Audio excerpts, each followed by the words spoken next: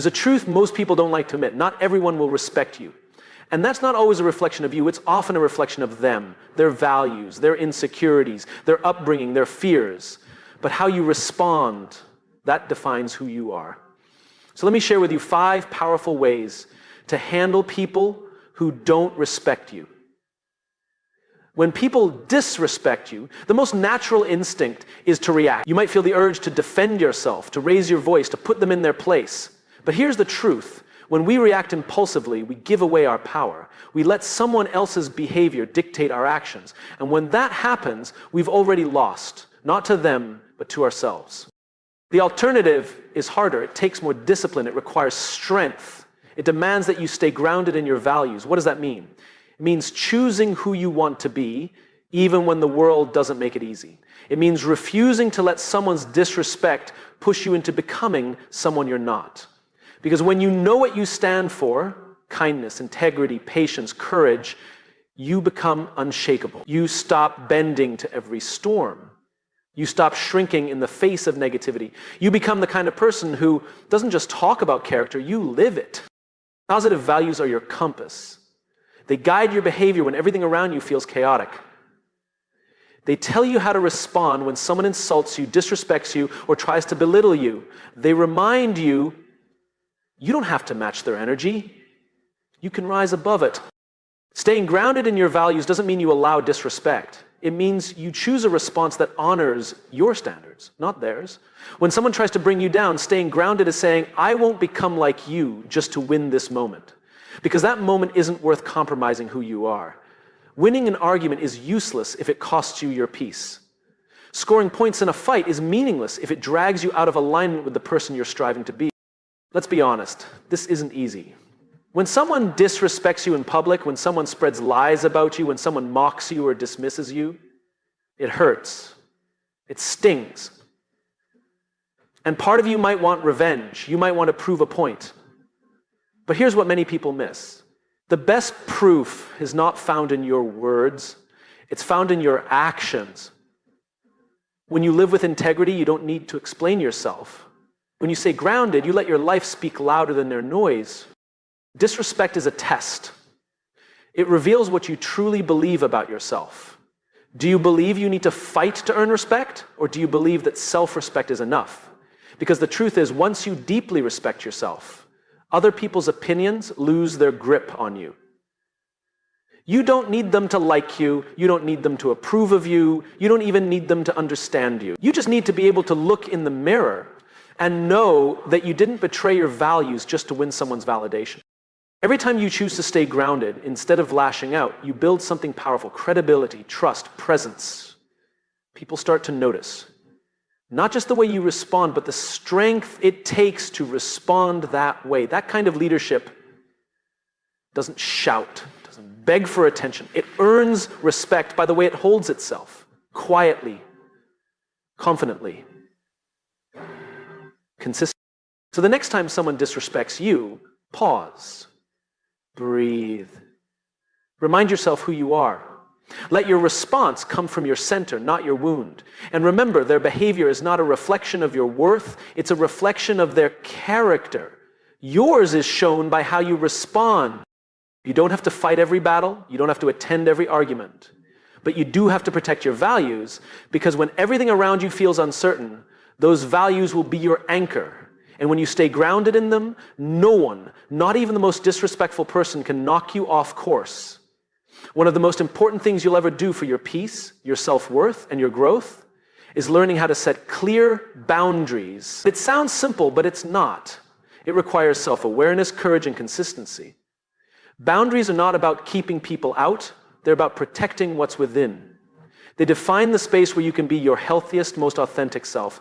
Without boundaries, people will take more than they should, not because they're evil, but because human nature tends to explore how far it can go, especially when it doesn't meet resistance. People who don't respect you will often test your limits. They'll push your buttons, drain your energy, and cross lines. And if you haven't clearly drawn those lines, they won't know where they are. Worse, you might not even know where they are. That's why the first step in setting boundaries is getting honest with yourself about what you can tolerate and what you can't. What behaviors drain you? What situations make you feel disrespected, small, or unseen. You don't need to justify the answers, you just need to acknowledge them. Once you know your limits, the next step is to communicate them. This is where most people struggle. We fear being perceived as rude, difficult, or selfish. But setting boundaries isn't about being unkind, it's about being clear. Clarity is kindness. When you say, I'm not comfortable with that, or I need some time to think before I respond, or I won't continue this conversation if it stays disrespectful, you're not attacking anyone. You're simply stating your truth. And here's something powerful. When you do it calmly and consistently, you don't have to say it twice. The people who respect you will adjust. The people who don't, they'll resist. And that resistance is valuable information. Boundaries reveal who belongs in your life and in what capacity. They help filter the people who genuinely value you from the ones who only value what you can give them. Not everyone deserves access to your time, your mind, or your emotions. Boundaries help you manage that access. It's like locking the door to your house, not because you hate people, but because you love your space. The same principle applies to your life. Here's the key. Boundaries only work if you uphold them. Saying no is easy once. Saying no repeatedly, especially when people push back, is the real work. You have to be consistent. Every time you bend your boundary out of guilt or fear, you teach others that your limits are negotiable. And soon, you'll find yourself back in the same draining patterns you were trying to escape. Boundaries are promises you make to yourself. And every time you keep that promise, you build self-trust. Sometimes setting boundaries means disappointing others. That's okay. You're not responsible for managing other people's reactions. You're responsible for managing your own well-being. And the truth is, people who truly care about you will want you to have boundaries. They'll appreciate your honesty and your self-respect. The ones who don't, they're showing you that their comfort matters more than your peace. Let that be a wake-up call, not a reason to compromise. Boundaries are not selfish. They are self-care.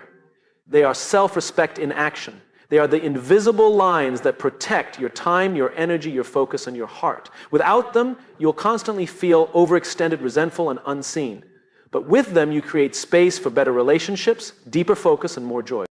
You're not here to please everyone. You're here to live a life that aligns with your values and priorities. And the only way to do that is by setting clear boundaries and holding them, not out of anger, not out of spite, but out of a deep commitment to yourself, because you matter. And your life is too valuable to be lived on someone else's terms. When someone disrespects you, it's easy to take it personally. It cuts deep. And the natural instinct is to ask, what did I do wrong? You start replaying conversations in your head, dissecting every word, every action. You wonder if you could have done something differently. This is where many people get trapped. They begin to internalize the disrespect. They start to believe that someone else's poor behavior is a reflection of their own value. But that's a lie. Here's the truth. How someone treats you is not always about you. In fact, more often than not, it's about them, their beliefs, their insecurities, their wounds, their past. When people act out, disrespect others, or lash out with negativity, they're often revealing something broken inside themselves. If you're not careful, you'll pick up those broken pieces and carry them as if they belong to you. Internalizing someone's bad behavior is like swallowing poison and expecting to feel whole. It doesn't make you stronger, it makes you confused, exhausted, and uncertain of your worth. And over time, it chips away at your confidence. You begin to walk into rooms wondering if you belong. You overthink your tone, your words, your actions, trying to avoid more disrespect. But no matter how perfect you try to be, the people who are committed to misunderstanding or devaluing you will keep doing it. Not because you deserve it, but because that's who they are. You are not responsible for someone else's lack of emotional maturity. You are not the cause of their bad day, their bad habits, or their bad attitude. You might trigger something in them, your confidence, your kindness, your boundaries, but even then, what they do with that feeling is their responsibility, not yours. You can't walk on eggshells trying to protect people from their own reactions. That's not self-awareness. That's self-abandonment. It's important to create space between who you are and how others behave. That space is called perspective. It allows you to observe what's happening without absorbing it. It gives you room to say, this is not mine to carry. And the more you practice that, the more peace you'll feel. You'll start to recognize when someone is projecting their issues onto you. You'll notice patterns, how people who don't respect themselves often fail to respect others, how people who feel powerless often try to dominate or belittle. And you'll begin to see their behavior for what it is, a reflection of them, not a verdict on you. Now, this doesn't mean you ignore disrespect. It means you don't let it define you. You still address it, you still set boundaries, but you don't let it seep into your identity. You don't let someone's bad day become your self-doubt. That's the difference. When you stop internalizing, you start living from a place of self-trust instead of insecurity. You begin to act from your truth instead of reacting to someone else's dysfunction. And here's something powerful. When you stop internalizing people's disrespect, you gain clarity. You stop wasting time trying to decode mixed signals. You stop overanalyzing silence or sarcasm. You simply see it for what it is, disrespect. And you decide what to do with it without attaching it to your worth. You don't need to prove your value to people who are committed to not seeing it. You don't need to twist yourself into shapes trying to be liked. You just need to remember who you are and refuse to shrink in response to someone else's limitations. Let them carry their own weight. Let them sit with their own emotions. You are not their dumping ground. You are not their mirror. You are not their punching bag. You are a whole human being with value that doesn't fluctuate based on someone else's behavior. But the moment you stop internalizing what isn't yours is the moment you begin to live with freedom. You stop trying to fix people. You stop questioning yourself. And you start standing in your power with clarity, dignity, and peace. Empathy is one of the most powerful tools you can carry through life. It allows you to see beyond someone's behavior and into their experience. It helps you understand why people might act the way they do, even if their actions are hurtful or misguided. When someone disrespects you, empathy lets you take a step back and ask, what might be going on in their world that's causing this? That perspective can shift everything. It helps you respond with grace instead of rage. It turns confrontation into curiosity. And in many cases, it helps you keep your heart open instead of shutting down. But empathy alone isn't enough, because empathy without boundaries becomes naivety. It turns understanding into enabling. And when you lead with empathy, but forget to protect yourself, you invite pain under the guise of compassion. There's a difference between being understanding and being blind. Some people weaponize your empathy. They know you care. They know you try to see the good in others. And they'll use that against you. They'll test how much you'll tolerate. They'll cross your boundaries and expect forgiveness. They'll behave badly and hide behind excuses. And if you're not careful, you'll keep giving second chances to people who never learned from the first. That's why empathy must be paired with wisdom. You can acknowledge someone's pain without justifying their behavior. You can care about someone's story without allowing them to write over yours. You can say, I see where you're coming from, but that doesn't excuse how you treated me.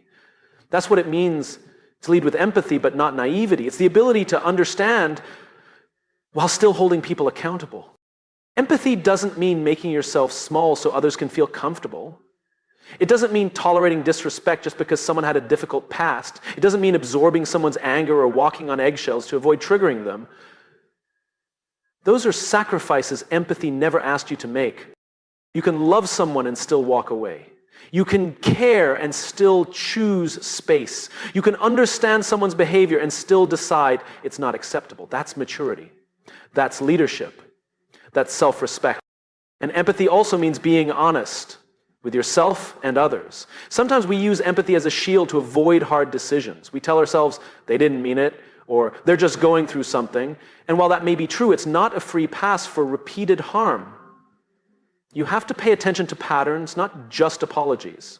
You have to listen to behavior, not just backstories. Because someone's pain may explain their actions, but it doesn't erase the impact of those actions on you. When you lead with empathy, you don't write people off quickly, but you don't let them stay in your life unchecked either. You approach situations with compassion, but you also hold to your standards. You give grace, but you don't give endless chances. You recognize that two things can be true at once. Someone can be hurting, and they can also be hurting you. Understanding that duality is what protects your heart without hardening it. You are not weak for feeling deeply. You are not naive for wanting to believe in people, but you are responsible for protecting your peace. That means using empathy wisely. That means being kind, not gullible. That means knowing when to lean in and when to let go. In the end, leading with empathy but not naivety is a form of strength. It means you choose to see people as more than their worst moments, but you also choose not to lose yourself in trying to save them. It means you remain soft but not foolish. Open-hearted but self-aware. It means you lead from love, with clarity, with courage, and with the wisdom to know when enough is enough. Walking away is one of the hardest things you'll ever do, not because you're weak, but because you care. You care about the relationship. You care about being understood. You care about giving people the benefit of the doubt. That's what makes walking away so difficult. But sometimes it's the most powerful choice you can make, not in anger, not in bitterness, but in dignity. When someone disrespects you repeatedly, when they ignore your boundaries, when they show through their actions that they don't value your presence, the most self-respecting thing you can do is remove yourself. Not to punish them, but to protect you. Because your peace, your self-worth, your mental clarity, those things are too valuable to be compromised by someone who doesn't appreciate them. There's a misconception that walking away is giving up, but in truth it's the opposite. It's giving up trying to change someone who has no intention of growing. It's giving up sacrificing yourself in the name of loyalty. It's giving up the idea that you must tolerate disrespect in order to be the bigger person. Walking away is not quitting, it's choosing. Choosing peace over chaos, clarity over confusion, self-respect over constant explanation. But here's what matters just as much as the decision to walk away. How you do it, you don't need to slam the door. You don't need to broadcast your exit or make a dramatic scene. Dignity is quiet. It doesn't yell. It doesn't seek revenge. It simply says, this is not where I belong, and it moves on. You don't need them to see your worth in the moment. Sometimes they won't see it until long after you've gone. And even then, that's not your responsibility. Your responsibility is to honor yourself enough to stop chasing closure from people who are committed to misunderstanding you. Walking away with dignity means leaving the situation without losing yourself. It means choosing not to match their disrespect. You don't have to say everything you're thinking. You don't need to prove your point. The truth is, people rarely hear what they're not ready to receive. So say what needs to be said calmly, clearly, and without malice, and then let go. Not for them, for you. There's strength in not looking back. There's strength in not responding to the provocation. There's strength in moving forward without the need for validation, because deep down you know. Your silence says what your words never could. It says, I know my worth, and I don't need to stay somewhere I'm not respected. Some people will try to bait you into drama even as you leave. They'll want one last argument, one last jab, one last attempt to keep you entangled. Don't fall for it. The moment you walk away with grace, you take the power with you. That's dignity. That's maturity. That's leadership. You don't owe everyone access to you. Some people were lessons, not lifelong companions. Some chapters are meant to end. That's not failure, it's growth. You outgrew the chaos, you outgrew the cycles, you outgrew the need to prove yourself to people who never saw you clearly in the first place. And if it hurts, let it. Let the pain be a sign that you showed up with an open heart. But don't let that pain convince you to stay in places that no longer serve you. Feel it, grieve it, then rise. Because when you walk away with dignity, you don't just leave behind the disrespect. You reclaim your energy. You take your power back. And you step into a life where your value isn't questioned, but honored.